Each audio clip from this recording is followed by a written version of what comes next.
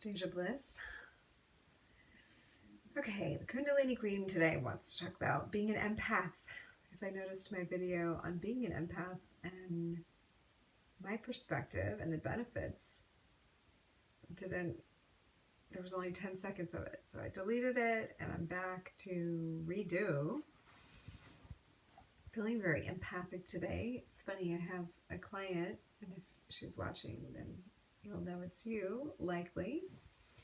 Sometimes gets teeth stuff going on, and about the time I'm going to have a session with her, right before, I start to feel my teeth and gums in a different way.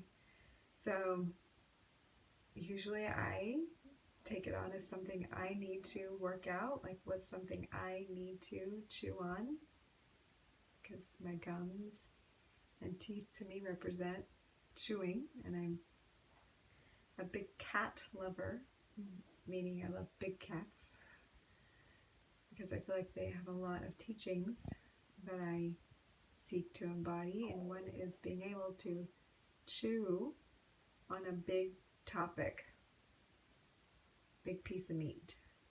I like to take a bite out and see if I can break it down and discover what the essence of it is. So being an empath gets kind of thrown around, and a lot of people, they're like, oh, it's not good, you have to protect yourself. I've been empathic. I think everyone is by nature empathic, because it really just means you can feel someone else. You can feel what's going on with someone else outside of your physical form. But the thing is that's supposed to be true. We are interconnected. So the more we do this thing, the longer we're here, the more we're expanding to understand and grapple with or chew on what this thing of consciousness is, and this embodiment is, and we're sinking our teeth into it, so to speak. Sometimes our body tells us what's going on in another part of us, the wholeness. And I believe it does that to people who are highly aware, because they know how to process through it. They know what it's going to take to move this energy through. And I hear a lot of people say, oh, I don't want to do someone else's work. I want to send it back to them, let them do it themselves. But there really is no other self. I mean, I know it seems like it. It seems like I'm talking to other beings. And, for the sake of the game, for the sake of life, yeah, I mean, it gets awfully lonely to really think about being the only being in existence, and that everyone else is you in a different form. But who is you? I was just watching Nassim Harriman talk about consciousness informing itself as a feedback loop through each of us. And I'm like, yeah, that's totally how I feel.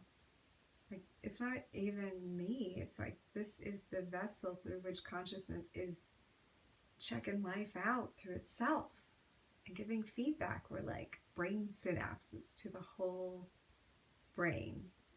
But he's even saying it's not even the brain where our consciousness is, and that's true. It's just one of the filtering devices, one of the parts of us that is working this thing through. So an empath is a part of consciousness who has become aware that they can sense feeling, sensation, pain, emotion that's not in their particular locale, not in their particular vehicle of expression on their body, but they feel it as if it's in their body, but it's from another location. And again, I feel like this is important work to acknowledge that if you can feel it, then you can do something with it. When I feel this swollen gum thing, I'm like, okay, number one, I know that I should massage my gums if they're swollen. That means more life force wants to get there. There's an inflammation. There's something going on. So I'm going to massage. So I literally go right in and I massage everywhere that's sore. Some people are like, oh, it's sore. Don't touch there. And I'm like, it's sore. That's exactly where you want to touch, to bring attention, healing, love, presence. If there's pain somewhere, it needs more presence-ing to bring it to equilibrium. If something is hyper-expressing, if you're feeling like you're an empath and you're just feeling too much, maybe feel it. Allow yourself to feel it so you can gauge, you can bring with your consciousness yourself back to even, rather than trying to run away and block it and zip it up and everything. You know, and I understand that when we're first dealing with this information and this awareness, sometimes it's overwhelming, and okay, then we might want to like not think about it for a minute, or closet that for a second, or put it on a shelf, or whatever we need to do because we can't grapple. And yeah, there's crystals that help absorb some of that and deflect it or whatever, but eventually it's like there's no escaping your capacity to feel the oneness. So we might as well just accept and learn how to be an integral being. Learn how to, I see a lot of people who have the Cancer solar eclipse pattern. That's what I have, which means the last solar eclipse before they were born was in the sign of Cancer. And if that was you, then you, and this is coming from this book, Spiritual Astrology, which I love, but it resonates with me in that you feel like you are the filter for the universe. Like you can feel everyone, like you can feel their emotions. I remember when I first started to become aware of this gift in myself, I literally thought I was going nuts. I could hear other people's thoughts as if they were loud in my head. I knew what was going to happen. I would watch people silently sit by each other and feel the conversation that was going on in their head, and then watch them do the thing they were thinking. I would write things on paper and watch them change based on my intention of what I was writing. And I was like tripping myself out. It's like, what is happening? It was making me feel a little nuts. And then I started to become aware that was empathy. That was like tuning into them. So then I was like, okay, I got to tune into just what is me first. First, I need to figure out, what am I responsible for? Because I don't feel like I'm responsible for them. But at that phase, I was newbie. Like I totally didn't know. So yeah, then I brought my attention home. I did some specific techniques and used crystals to kind of seal that off. And you may be at that stage. You may need to do that. But this is maybe a little bit farther down the road for you. Eventually you realize my presence affects other people to become more present. The more I become present in myself, the more that is happening to those around me, and I'm feeling where they're having a hard time being present, because I am present in that place. So when I feel that they're not, I sense it in my being. Or if I feel healthy, whole, and complete in my being, I sense where they don't, because that frequency difference is obvious to me.